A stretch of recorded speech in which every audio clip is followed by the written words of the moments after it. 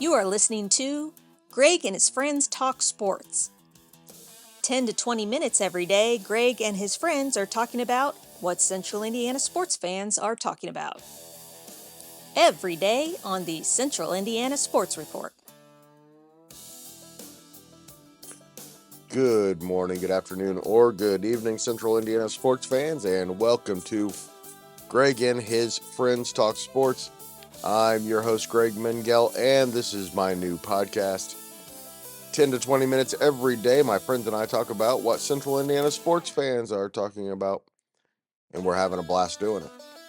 Coming up on Sunday's show, Oak Hill lost to Eastern Pekin for the second time in 9 years in the 2A state championship.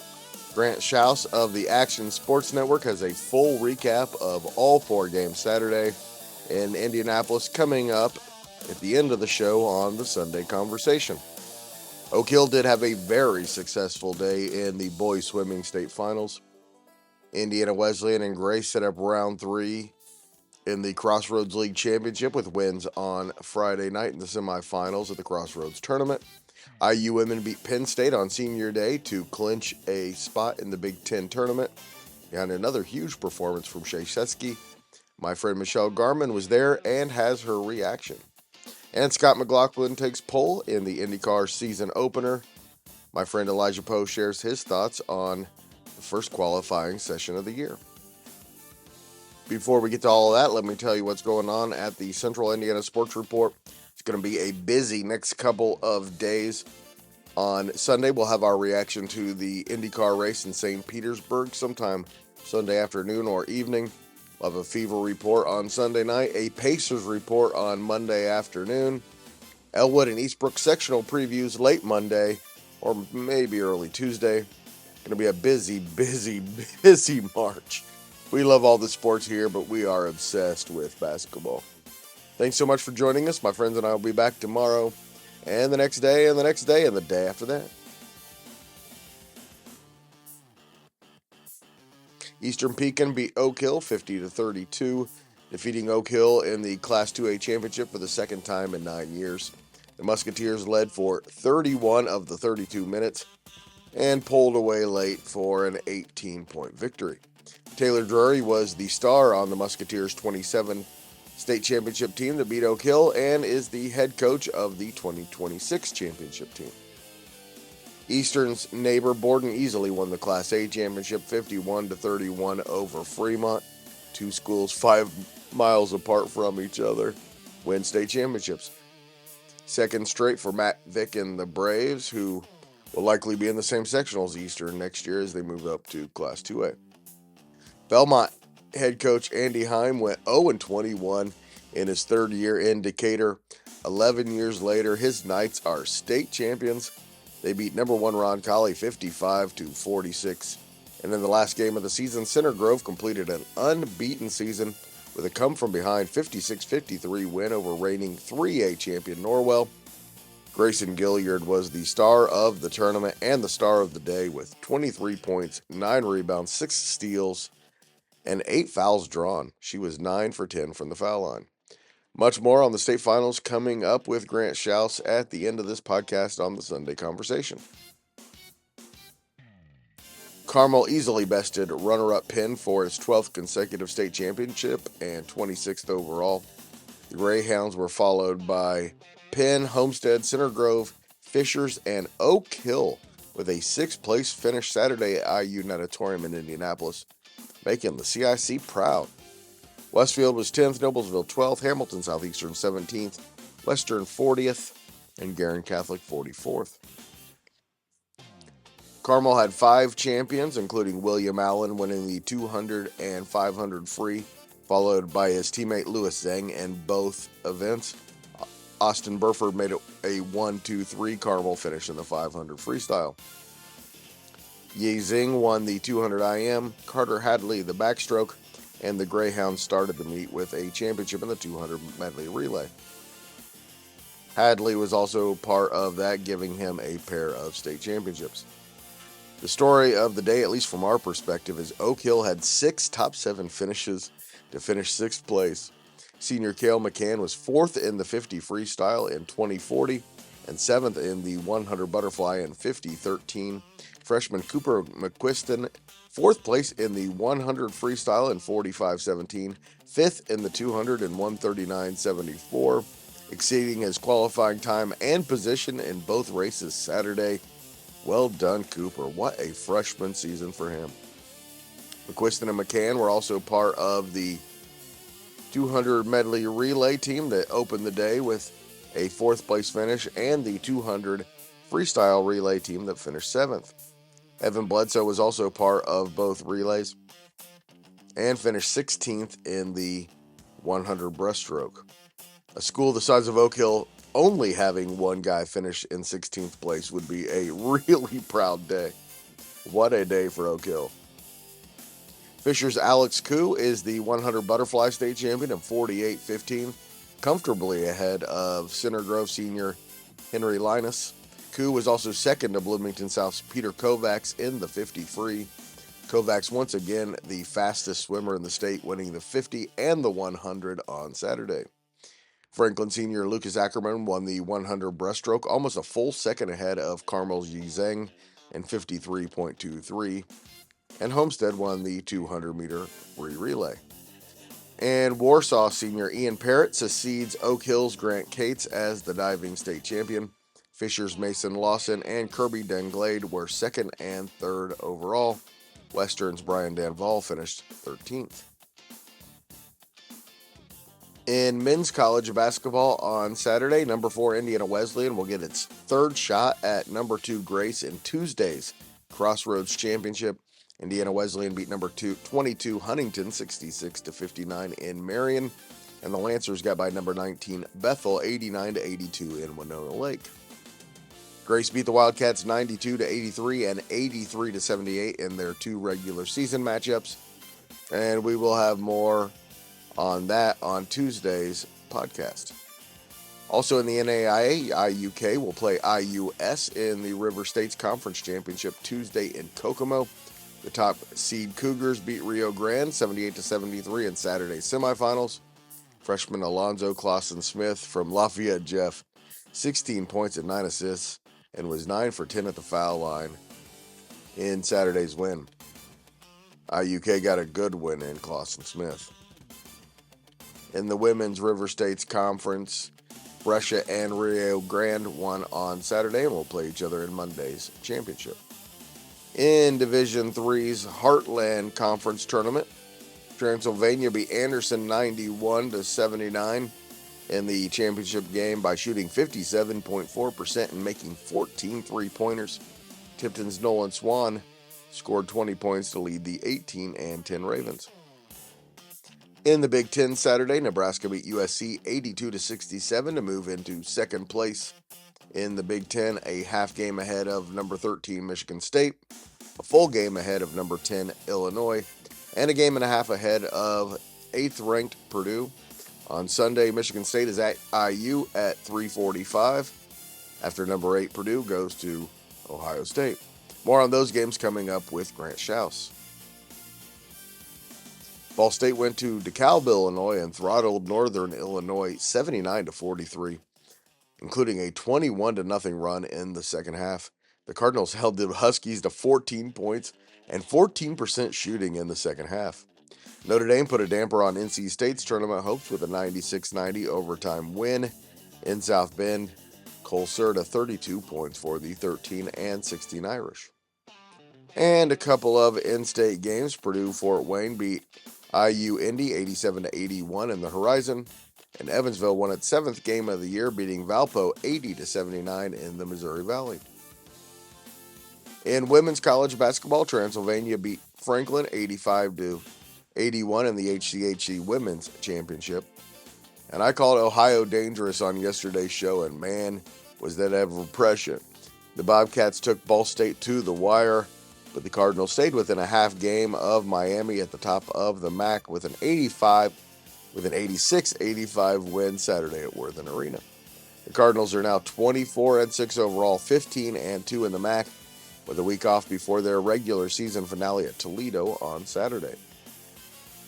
They are now a half game behind Miami after the Red Hawks beat Akron 74-56. but they still have 2 games left at home against Kent State. And let me stress this again, on the road in their regular season finale against a dangerous Ohio Bobcats team, Saturday at 6 o'clock. The Redhawks will be the top seed in the MAC tournament unless they lose both games. And Shay Cieszki scored 29 points in her final game at IU, and the Hoosiers punched their ticket to the Big Ten tournament with a 93-59 win over Penn State Saturday at Assembly Hall. The Hoosiers will play 12 seed Nebraska in the opening round of the tournament Wednesday at 3:30 at the Fieldhouse in beautiful downtown Indianapolis. My friend Michelle Garmon, the sports editor at the Tipton Tribune and Elwood Call leader, was at Assembly Hall on Saturday. Michelle, what a final performance at Assembly Hall for Shay Cieszki. Oh, yes, it was tremendous, and she got a standing ovation. Terry took her out with like 2:28 remaining in the game, and she got a standing ovation. I like the way Terry did it. She took her out first to let her get the crowd, get the adoration from the crowd before she replaced the rest of the starters, which I thought was a nice touch. But that's Terry. I think she's got culture. It's built a great program, and Shay's been a joy. She's been so much fun just to watch develop. She's worked so hard, and she's going to go down as, even though she only spent 2 years there, she's going to go down as one of the best players to wear an IU uniform. And 6-4 in their last 10 games. Michelle, the Hoosiers are playing well. They are. I made a comment earlier today to someone. I said, there have been a lot of years that IU has played some of the lighter weights early in the conference season and finished against the heavyweights. And they could do it because they had veteran, they could have handled this schedule. The veterans could have handled this schedule. The Grace Berger, Mackenzie Holmes, Clot group. But this year, IU opened up the outside of Oregon. When you look at who IU opened up with, outside of Oregon, USC, UCLA, everybody above them in the standings is who they played early, except with Purdue. And that was the one loss at Mackey that I'm sure they like to have back. But Z went down for a second time this year, right? The morning of or the day before. But still, they are playing very well. I'm not sure if you're in the Big Ten that you really want to see this Hoosier team. I mean, they were outstanding. They were out like ahead 24-2, 31-8 at the end of the first quarter, and they got it more than 30 in the first half, and were up by almost 30 at halftime. The closest Penn State got to them in the second half was 26 points, and you blinked and it was back up over 30. First half, Shay Cieszki was outstanding, 19 points, but IU had 3 other starters. Maya Makaluski, Nevaeh Caffey, and Lene Beaumont all had 11 points in the first half. I mean, they had 4 players in double figures in the first half. Nebraska, pretty big test on Wednesday. Yeah, but you know what? They played Nebraska pretty well without having Z the first time they played her. And that was back when another player that's really come on is Odessa Noyen. And I think Noyen is playing so much better and really smart, even with the fouls. And so I look forward to that rematch. Again, they're going to be playing at Cambridge. IU should have a good pro crowd there for them. It was pretty cool today because Mackenzie Holmes and Sydney Parrish were there. Parrish left at halftime, obviously, because she was broadcasting the 3A and 4A state championship games at Cambridge today, high school girls. But they got warm reception from the crowd, and it's always nice to see the former players come back and support the current group. Thanks so much, Michelle. Thank you, Greg. And the 2026 IndyCar Series is officially underway after Team Penske Scott McLaughlin took pole Saturday for the season opening race in St. Petersburg, Florida. Andretti Global's Marcus Ericsson will start alongside McLaughlin on the front row, with the big story being both drivers from the league's smallest team, Dale Coyne Racing, both in the top 6. Rookie Dennis Hauger, a real talent, will start third, and veteran Romain Grosjean will start on the third row despite officially signing with the team just over a week ago. Three-time reigning series champion Alex Palou will start next to Hauger on the second row, and new Penske driver David Malukas will start next to Grosjean in the third row. Some good drivers will be coming from back in the pack. In row 4 is Pato O'Ward. Will Power in his first race with Andretti will start in row 7. His teammate Kyle Kirkwood and six-time series champion Scott Dixon are in row 8. Santino Ferrucci and Graham Rahal in row 9. Mick Schumacher makes his IndyCar debut from row 11. And Joseph Newgarden starts in the last row, the last full row, next to Cael Collette. And Alexander Rossi's in a row all by himself. I guess it's row 12 and a half because you can't have a row of just one. Here's my friend Elijah Poe to talk about today's qualifying and preview Sunday's race at St. Petersburg. The story of the day is Dale Coyne and how this series continues to produce good results from all the teams up and down the paddock. I think it's unbelievable. You know, we're talking just 15 days ago, we didn't even know who was going to be in that second seat. And they come out with Romain Grosjean and Dennis Hauger here today at St. Pete, and both of them are in the Fast Six. It's just incredible with Dennis being in third. Yeah, to have two in the top 6 for Dale Coyne Racing. I think we've been saying the smallest team on the whole grid, right? We have been continuously throughout this whole offseason, even into last year, when they had some good results with Rinus VeeKay, we would say how surprising it is for them to even be competing up there. Coming out here in the first race of the year, where there's a lot of new drivers across the whole series, there's a lot of hype on the whole series as well. For them to come out and have 2 drivers in the Fast Six is just an absolutely incredible result for a small team. And pretty good day for Team Penske to get the pole and finish 6th. To get the pole with McLaughlin and Malukas in 5th, but still some concerns, right?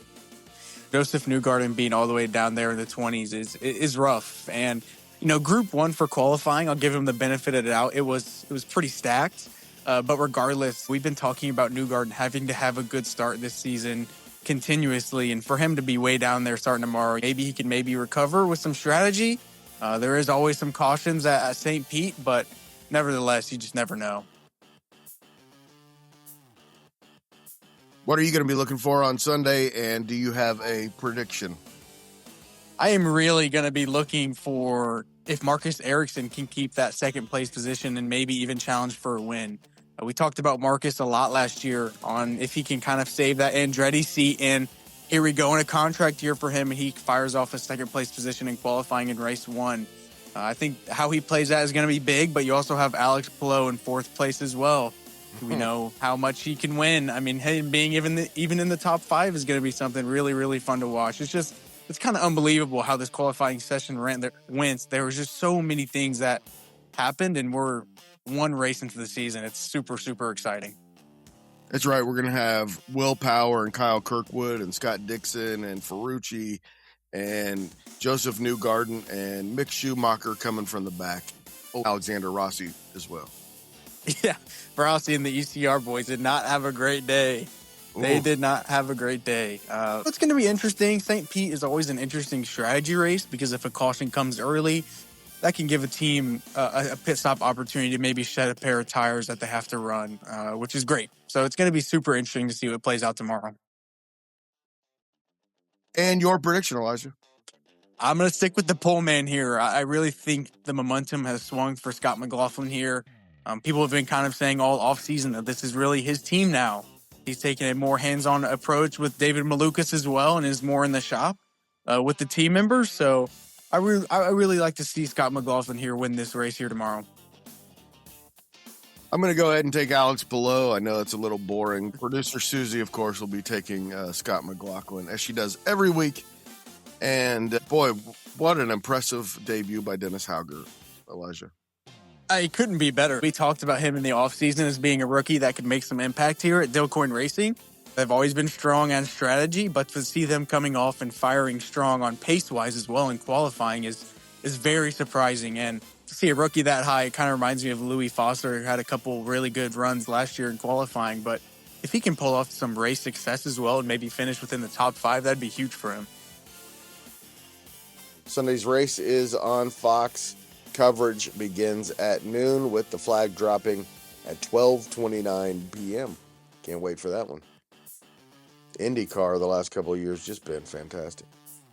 Not a lot going on Sunday. It's a really small looking schedule, but everything is very important to Central Indiana sports fans. IndyCar at noon. Then at 1:30, you've got number 8 Purdue at Ohio State in a crucial game for the Boilermakers. We'll have Jay Dunn on Monday's show to recap that one. And then at 3:45, also on CBS, is number 11 Michigan State at IU. Grant coming up in the Sunday conversation talked about this game. And either he or Mike Hutzel will be on Monday's show to recap that one. And at 5 o'clock on Sunday, it's the Memphis Grizzlies at the Indiana Pacers, with both franchises positioning themselves for the draft. Obi Toppin's return and more good stuff from Jarris Walker and the signing of Quentin Jackson will be the topics of Monday's Pacers Report with Mike Rich. The Noblesville Boom are in Mexico to face the Capitans, also at 5 o'clock on Sunday. As of today, Noblesville would be in the playoffs, but in 6th position. 6 teams in the East will make the playoffs. A half game ahead of Delaware and a game ahead of 2 other teams. It's going to be tough for Noblesville being shorthanded with so many of their players being up at the Pacers. Please stay tuned for Grant Shouse here to talk about the girls basketball state finals, IU Michigan State and Purdue Ohio State, after he covered Purdue Michigan State on Thursday, and a little bit about the Hoosiers in the NFL Combine.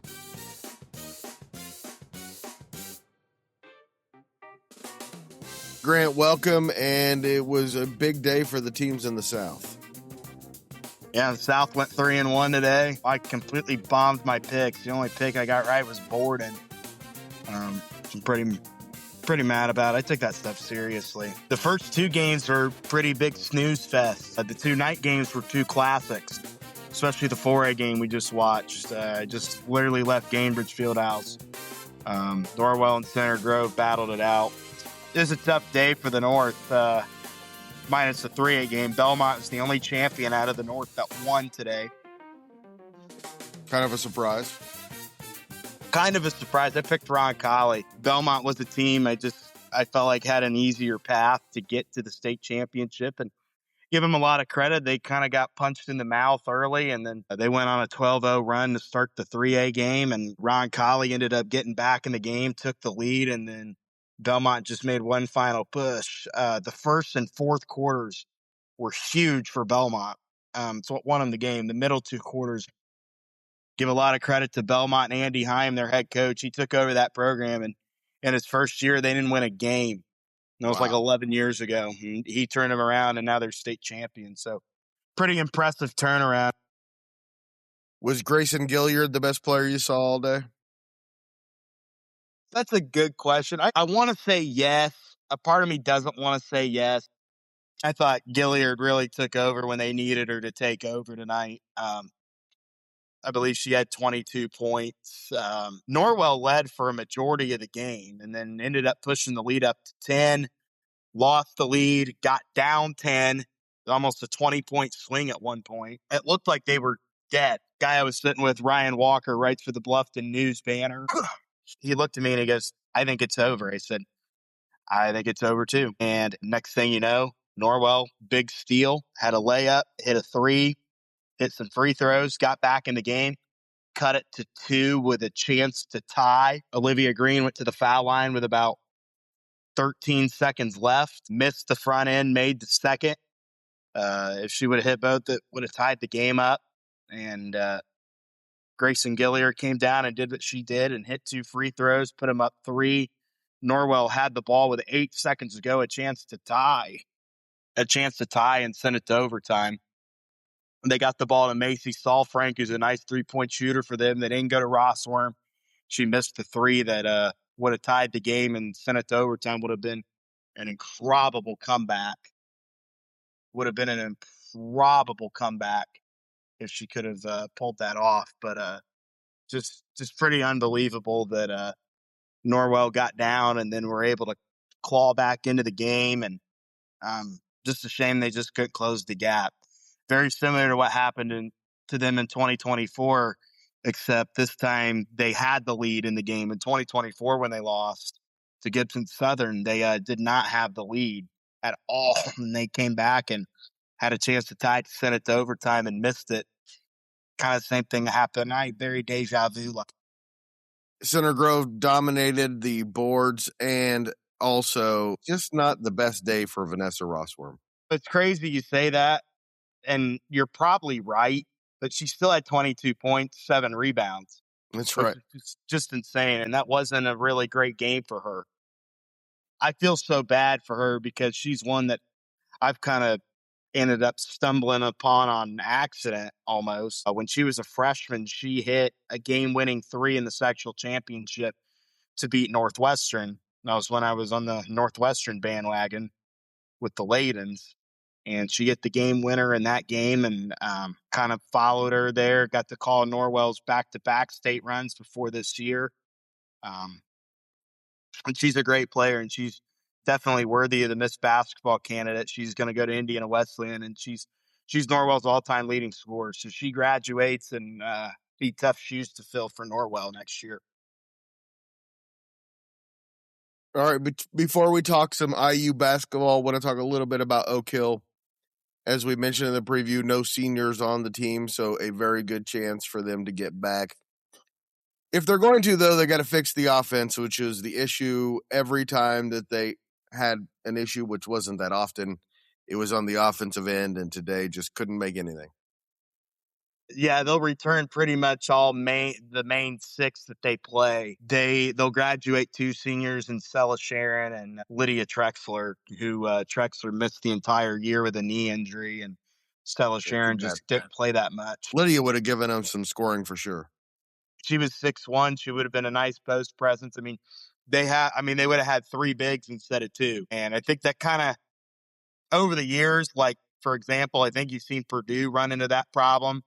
Like when they had Zach Edey, they just had too many bigs. Like when they had Edey and Trayvon Williams, they just had too many bigs. It was hard to figure it out. Trexler getting hurt and not playing is very, very devastating, but it kind of ended up working out for Oak Hill in a way because they played really well with 2 bigs, and they had Brianna Daly and Morgan Cates. So they'll return everybody back next year. Is able to talk to some of the girls after the game and talk to Coach Barkham. They were all in good spirits after the game. Just didn't go the way they wanted today. And quite frankly, Greg, they got dominated today. I'm not going to sugarcoat it. They got dominated. Last thing real fast. Ava Wheeler for Borden, 3 for 3, 7 points. And of course, she is the daughter of New Albany legend Ryan Wheeler, who I covered my first year down here at the New Albany Tribune. So I just wanted to point that out. Great. Hey, Borden's a hell of a team, man. And they're going to 2A next year. They're probably going to be in a sectional with Eastern Peak, and I like that team. They were good. I thought they could have won the 2A. I thought they were better than the 2 teams competing in the 2A today. And they kind of got – it was a little similar to the Oak Hill game where they got off.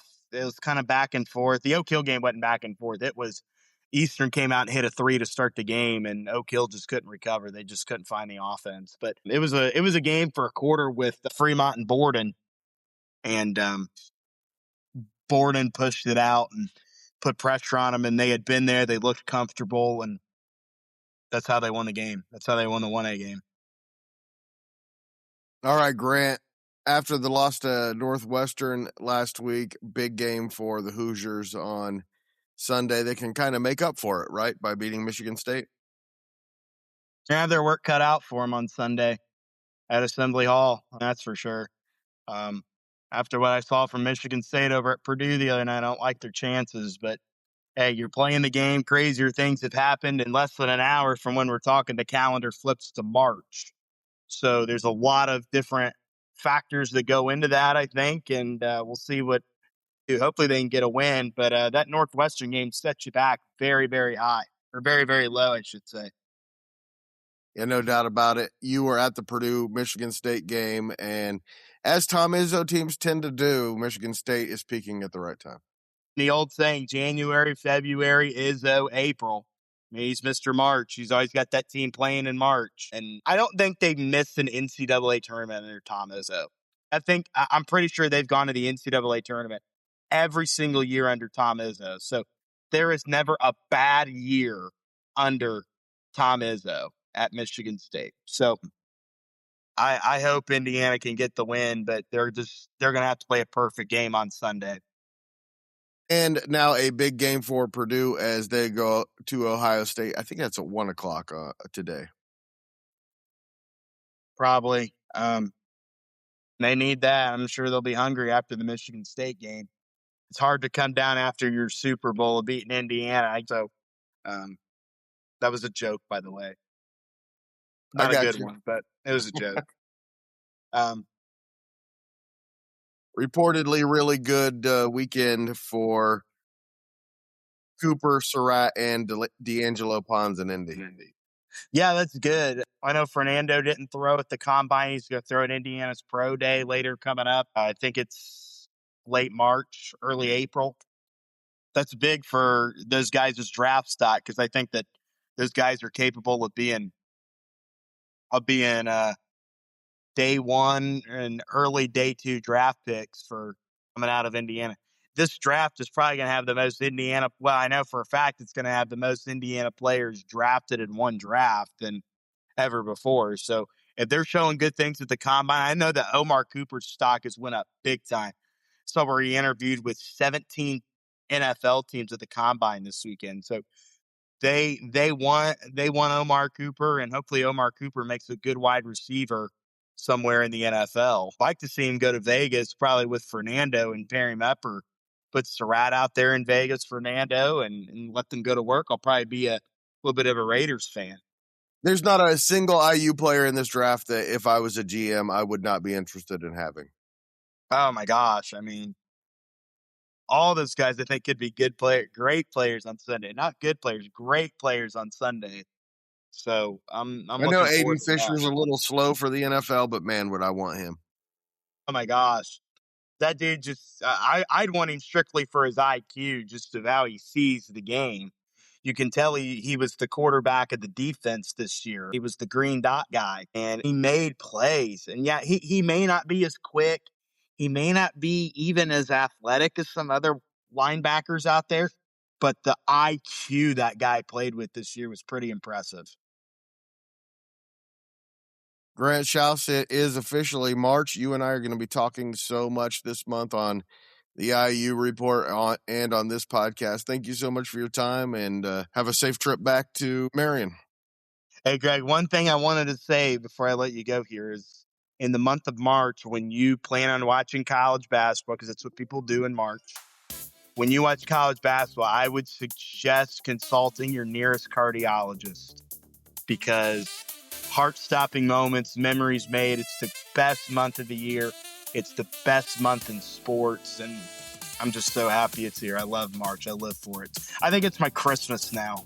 I grew out of the Christmas phase of being a kid. I think Christmas for me is now March. So this is March, and I'm ready, man. And it's not only the college basketball, Grant. It's the high school basketball, too. March is the best month of the year. March or May if you live in Indianapolis. 100% agree with you, man. Grant Shouse, thank you so much. Thanks, man. Thanks so much to Grant and, of course, Michelle and Elijah for joining me. They will both be back on Monday following Sunday's IndyCar race and Sunday's IU Michigan State game. Plus, Jake Dunn will be with me to talk Purdue, Ohio State. And it's March, so we're going to be talking a lot of basketball for the next 3, 4, 5, 6 weeks. Can't wait. Don't forget, Fever Report late Sunday night, maybe even Monday morning. Pacers Report Monday afternoon. And we will have a recap following Sunday's IndyCar race. Please join us.